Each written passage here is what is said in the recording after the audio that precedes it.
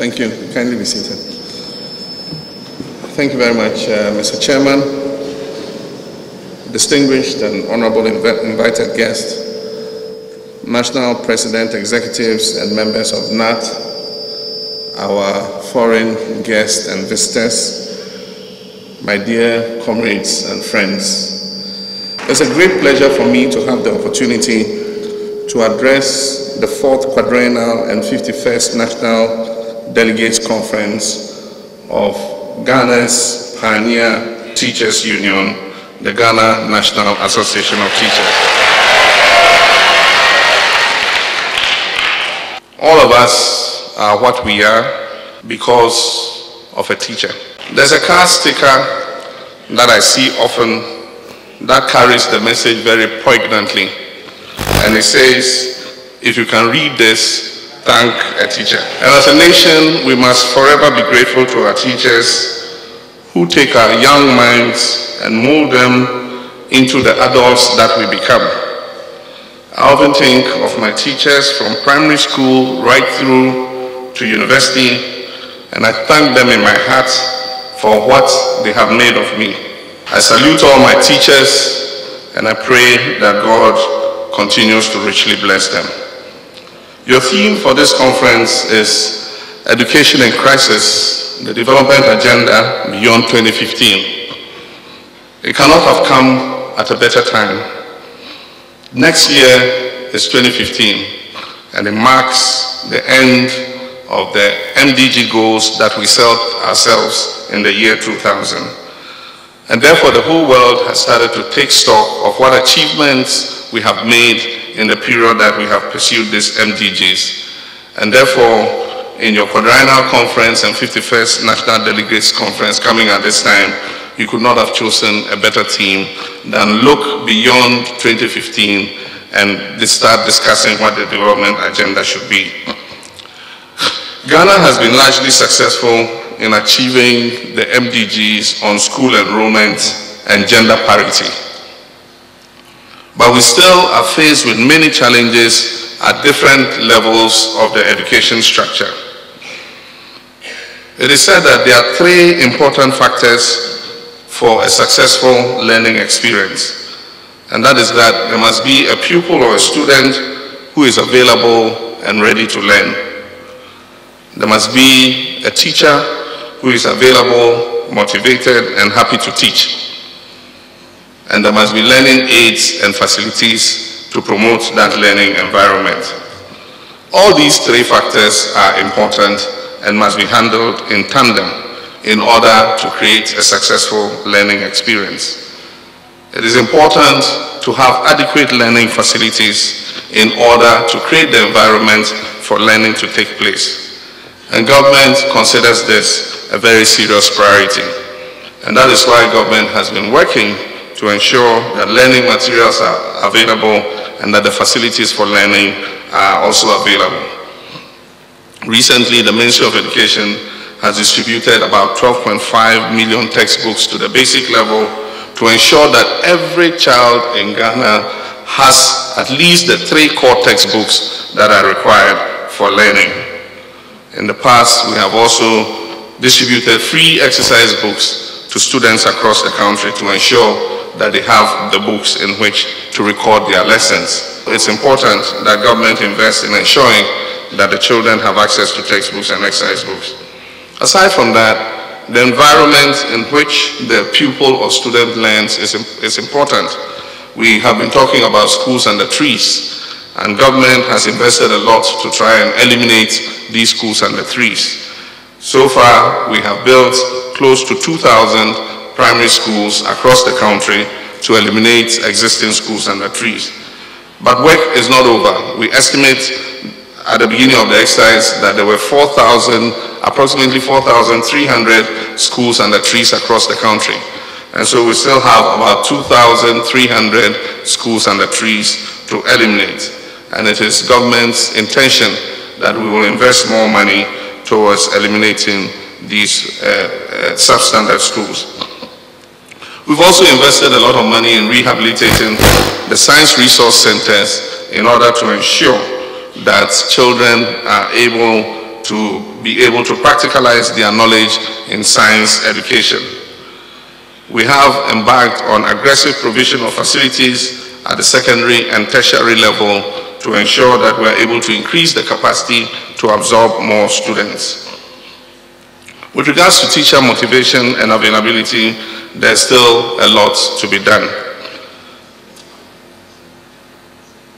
There are still many schools in the country without teachers. Indeed, if you go to many rural schools, there are still schools where you have 2 teachers or 3 teachers handling 6 classes.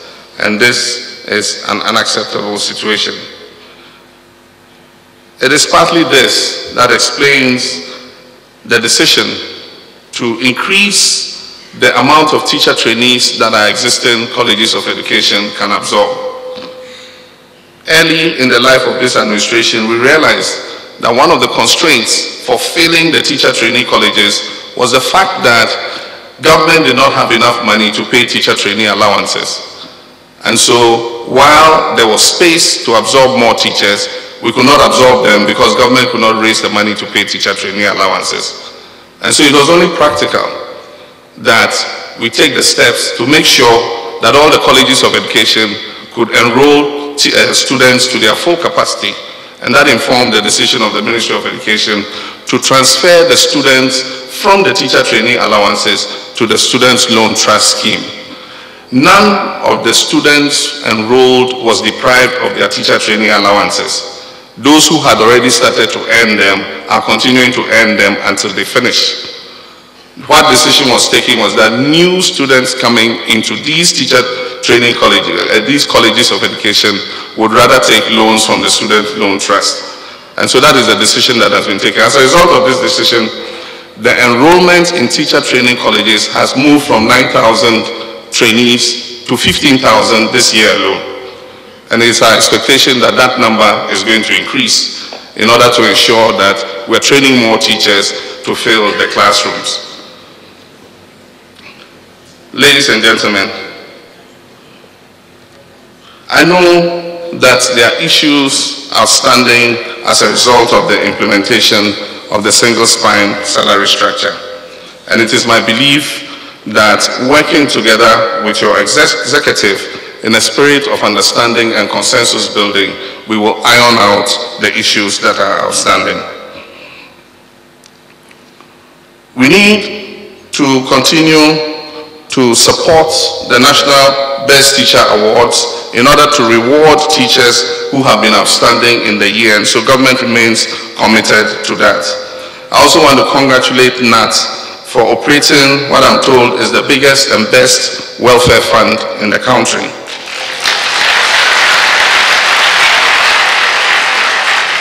This welfare fund, I am told, is involved in assisting teachers with small loans and other facilities, and is also involved in a housing scheme for teachers. I wish to pledge that whatever government can do to assist you in this regard, we are willing to discuss and see how we can help.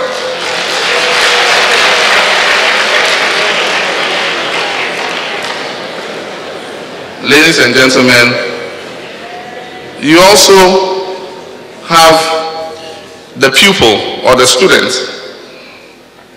And as I said, we've been largely successful in meeting the MDG target on enrollment.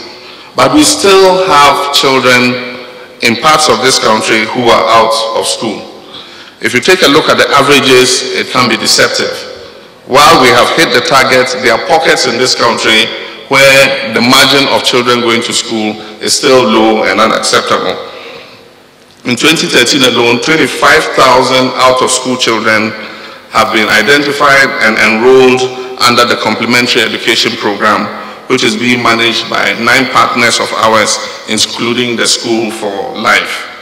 It is as a result of this that government has implemented programs that seek to assist and encourage enrollment of children. And so the school uniforms program, in order to provide children all across the country with uniforms, is one such incentive. It is our intention to continue to also expand the school feeding program so that we're able to provide each Ghanaian child with one nutritious meal a day while in school. At the secondary level, we identify access as one of the major constraints to education. It is estimated that 47% of children who qualify from junior secondary school to enter senior secondary school are unable to continue because there is just no space. And therefore, the intention to build new community-based secondary schools will improve this situation. In addition, there is the issue of affordability, especially at the secondary level.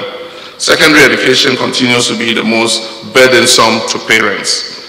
And therefore, under the direction of the Minister of Education, stakeholder consultations are ongoing to see how we can implement the constitutional provisions of progressive free education. In the meantime, steps have been taken to rationalize fees in the schools, and fees such as kitchen fees and bed fees have been successfully eliminated. And it is my hope that the rationalized fees would encourage parents to be able to put their children in school. Our commitment to education is clear. This sector consumes the largest chunk of our budget. More than 1/3 of the national budget is committed to the education sector alone. Therefore, if we are committing such a large amount of resources to the sector, then the outcomes we should see must be better. If today in our team we talk about a crisis in education, then it means we have a challenge in achieving value for money for the resources spent, and we must therefore strive for greater efficiency and productivity in the sector. It is often said, to whom much is given, much is expected. But let me add my voice to the issue of teacher absenteeism. It is known that an important factor in teaching and learning is the number of contact hours between pupil and teacher. If the number of contact hours between pupil and teacher are low, definitely the outcome of the learning experience will be disappointing. Absenteeism of teachers is estimated at about 20%, and therefore reduces considerably the teacher-pupil contact hours. And this is partly responsible for the poor outcomes that we see in education, especially in the rural communities. I've asked the Minister of Education to draw up and implement a program to strengthen the inspection regime of the education sector to ensure not only teacher attendance, but also quality in the teaching and learning process. On this occasion, let me take the opportunity to commend the outgoing leadership of the Ghana National Association of Teachers for a good job done, and for the cooperation we have enjoyed in resolving issues of teachers' remuneration and welfare. It is my hope that we can enjoy the same level of cooperation and consensus with the incoming leadership that will be sworn into office at this National Delegates Conference. I also hope that at this conference you will discuss dispassionately some of the constraints and challenges facing not only your profession, but the education sector as a whole. I'll be anxious to hear the conclusions of your conference to enable us formulate and modify policy to improve our education sector. I've noted the concern expressed by your President at the work of the National Pensions Regulatory Authority, and I'm going to request the board and CEO of the authority to expeditiously convene a roundtable conference with organized labor to discuss the issue of investment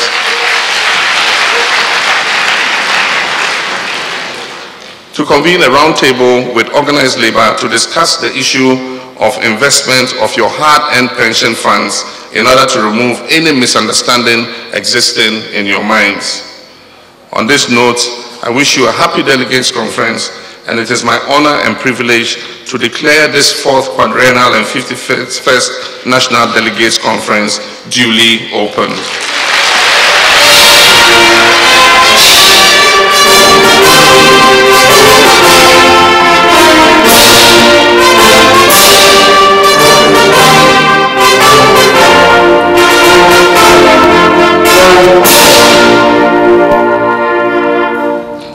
live GNAT. Long live teachers of Ghana. Long live Ghana. Thank you.